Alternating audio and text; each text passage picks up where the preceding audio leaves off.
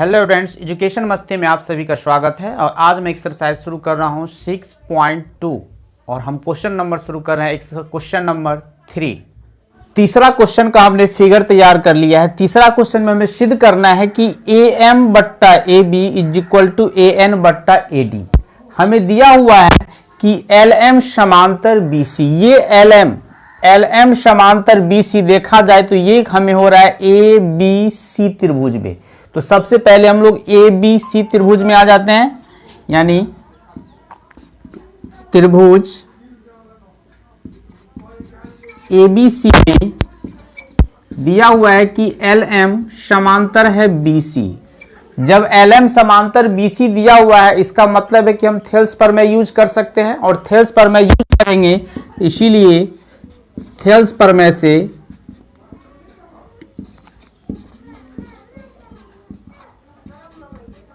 Thales प्रमेय क्या हो जाएगा, इसके अनुसार हमें लेना है। अगर हम देखते हैं कि इसमें AM बट्टा AB लेना है, AM बट्टा AB लेना है, इसमें लिया कि AM बट्टा AB, तो उसी तरह हम इसमें कर लेंगे AL बट्टा AC, यानी हमें आ जाएगा कि AM बट्टा AB is equal to AL बट्टा AC। इसको हम समीकरण 1 मान लेते हैं। फिर दूसरी स्थिति में दिया हुआ है कि LN समांतर CD, फिर यानी LN, ये LN समांतर CD जो दिया हुआ है, ये हमको लेना पड़ेगा त्रिभुज ACD में, क्योंकि ये और ये इसी में आ रहा है। यानी फिर त्रिभुज ACD में हम देखते हैं कि चूंकि LN समांतर है C का, जब LN समांतर CD है तो फिर हम लोग थेल्स प्रमेय लगा दें। थेल्स प्रमेय से फिर उसी तरह हमें यहां देखना है कैसे लेना है। AN बट्टा AD दिया हुआ है, यानी हमें दिया हुआ है इसके अनुसार अगर काम करें तो AN बट्टा AD इज इक्वल टू, फिर इसी तरह AN बट्टा AD, तो फिर इधर से लेंगे तो AL बट्टा AC हो जाएगा, यानी AL बट्टा AC हो जाएगा। ये हो जाएगा मेरा समीकरण 2। अब हम समीकरण 1 और 2 को देखते हैं कि दोनों का RHS बराबर हो चुका है, यहां और यहां दोनों बराबर हो चुका है, यानी समीकरण 1 और 2 से जब RHS बराबर हो गया इसका AL बट्टा AC यहां और फिर AL बट्टा AC यहां, ये AL बट्टा AC और ये AL बट्टा AC, जब दोनों बराबर हो गया तो LHS भी बराबर हो जाएगा, यानी AM बट्टा AB बराबर AN बट्टा AD, यानी इसीलिए AM बट्टा AB is equal to AN बट्टा AD, जो हमें प्रूफ करना था। फिर हम लोग पहुंच रहे हैं नेक्स्ट क्वेश्चन पे। क्वेश्चन नंबर 4 के लिए हमने फिगर तैयार कर लिया है और इसमें सिद्ध करना है हमको कि BF बट्टा FE is equal to BE बट्टा EC। ये हमें सिद्ध करना है, जबकि हमें दिया हुआ है कि DE समांतर AC, यानी ये DE समांतर AC, तो तत्काल हम इसे मिटा सकते हैं। DE समांतर AC है, अगर हम इसको यहां से साइड कर दें तो हमें स्पष्ट पता चल जाए कि BF बट्टा FE, यानी BF बट्टा FE, ये इसका नहीं लिया गया है, इसका लिया गया है, यानी BE बट्टा EC, BE बट्टा EC, यानी हम त्रिभुज ABC में देख रहे हैं कि त्रिभुज ABC में DE समांतर है AC का। जब DE समांतर AC है तो हम थेल्स लगा सकते हैं, इसीलिए थेल्स प्रमेय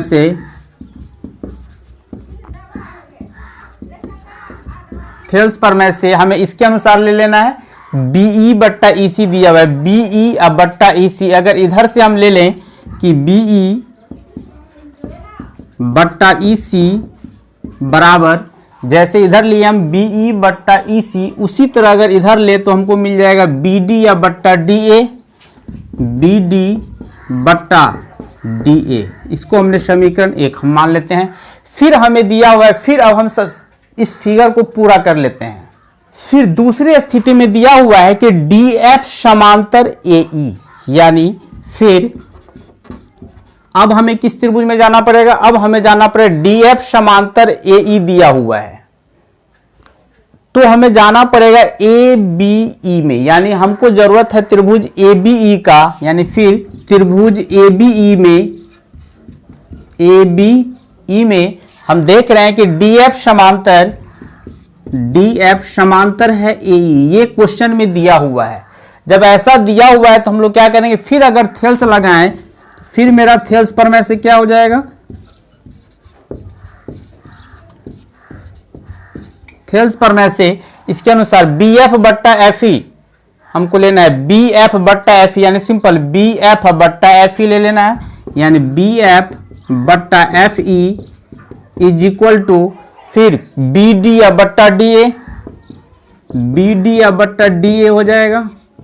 ये हमारे हैं सिर्फ इस त्रिभुज में आया है। फिर हम लोग समीकरण इसको 2 मान लेते हैं, और फिर समीकरण 1 और 2 से देखते हैं कि फिर इसका RHS बराबर हो गया, या फिर जब बराबर हो गया तो फिर क्या करेंगे, हम लोग LHS बराबर कर देंगे। यानी इसीलिए समीकरण 1 और 2 से हम पाते हैं कि RHS बराबर है तो LHS भी बराबर हो जाएगा। इसका LHS था मेरा BE बट्टा EC इज इक्वल टू, इसका LHS है मेरा BF बट्टा FE।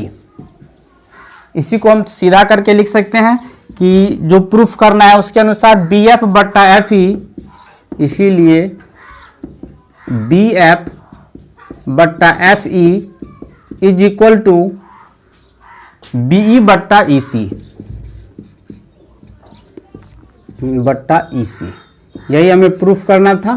फिर हम लोग पहुंच रहे हैं नेक्स्ट क्वेश्चन पे। नेक्स्ट क्वेश्चन में भी फिगर दिया हुआ है, पहले हम लोग फिगर को ड्रॉ कर लेते हैं।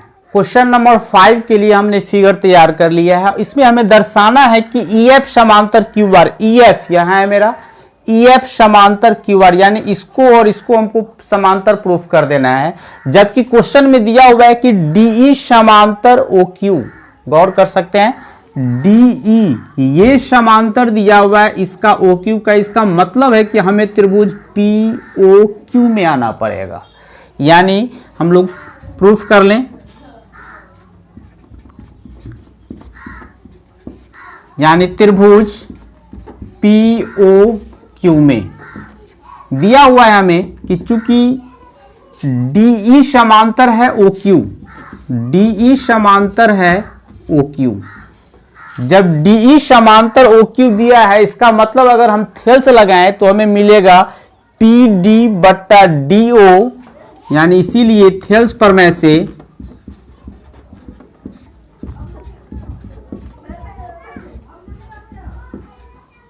PD बट्टा DO is equal to PE बट्टा EQ। इसको हम समीकरण 1 मान लेते हैं। फिर दूसरी स्थिति में हमें दिया हुआ है कि DF समांतर OR है, यानी DF और OR, यानी हमको आना पड़ेगा त्रिभुज POR में लेना है। यानी फिर त्रिभुज POR में दिया हुआ है कि DF, चूंकि DF समांतर दिया हुआ है OR, यानी DF समांतर OR दिया हुआ है, इसका मतलब है कि फिर अगर हम थेल्स लगा दें,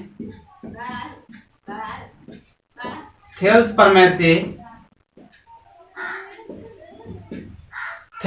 से लगाएंगे तो क्या मिलेगा हमको कि फिर PD बट्टा DO is equal to PF बट्टा FR,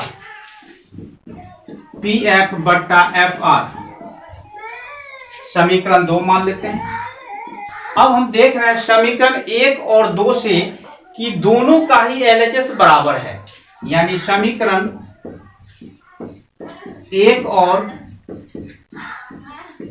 2 से जब LHS बराबर है तो RHS भी बराबर हो जाएगा। इसका RHS है PE बट्टा EQ, PE बट्टा EQ इज इक्वल टू, इसका RHS है PF बट्टा FR, यानी PE बट्टा EQ is equal to PF बट्टा FR।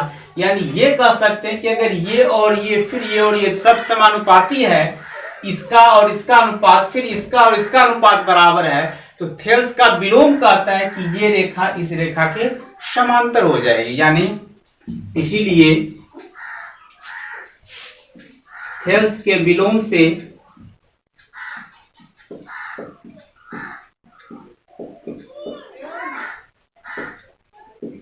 थेल्स का विलोम भी कहता भी था कि तीसरी भुजा के समांतर होती है। तो थेल्स के विलोम से हमें क्या मिल जाएगा कि EF समांतर QR, EF समांतर QR। ठीक है, फिर हम लोग पहुंच रहे हैं नेक्स्ट क्वेश्चन पर। नेक्स्ट क्वेश्चन में भी एक फिगर है, पहले हम उसको ड्रॉ कर लेते हैं।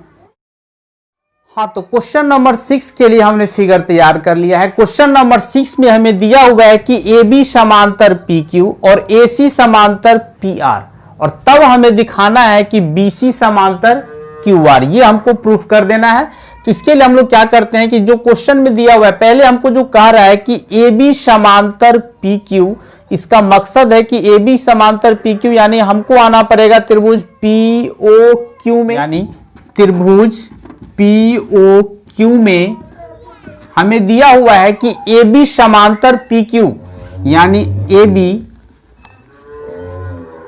चूंकि AB समांतर दिया हुआ है PQ, जब AB समांतर PQ दिया है इसका मतलब हम थेल्स लगा सकते हैं।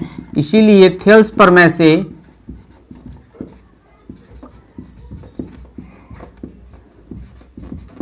थेल्स प्रमेय लगाएंगे तो हमें क्या मिलेगा, इस त्रिभुज में आना है, हम लगा सकते हैं। तो होगा मेरे पास OA बट्टा AP, यानी OA बट्टा AP इज इक्वल टू फिर OB बट्टा BQ, OB बट्टा BQ, इसको हम समीकरण 1 मान लेते हैं। फिर दूसरी स्थिति में दिया हुआ था क्वेश्चन में कि AC समांतर है PR का, यानी फिर हमें जो दिया हुआ है कि AC समांतर PR, मतलब हम आ सकते हैं त्रिभुज POR में, यानी फिर त्रिभुज POR में दिया हुआ है कि AC समांतर है PR का।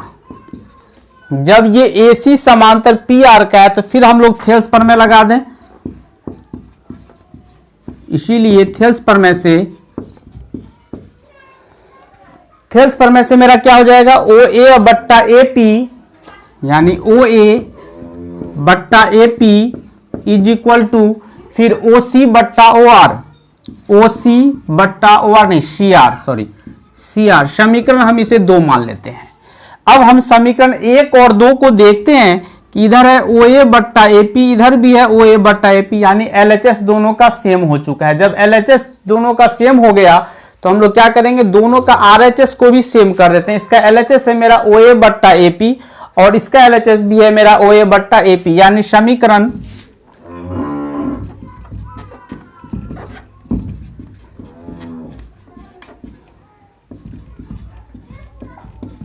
समीकरण 1 और 2 से हम पाते हैं कि इसका RHS हो गया मेरा OB बट्टा BQ इज इक्वल टू, इसका RHS है OC बट्टा CR, यानी OB बट्टा BQ, OB अब बट्टा BQ इज इक्वल टू है OC बट्टा CR। यानी अब हम लोग चले आए त्रिभुज OQR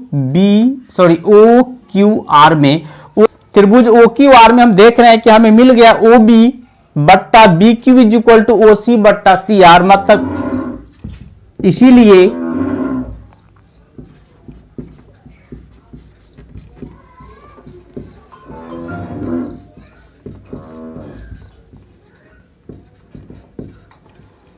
इसीलिए थेल्स के विलोम से हम किस में आ जाएंगे, त्रिभुज OQR में।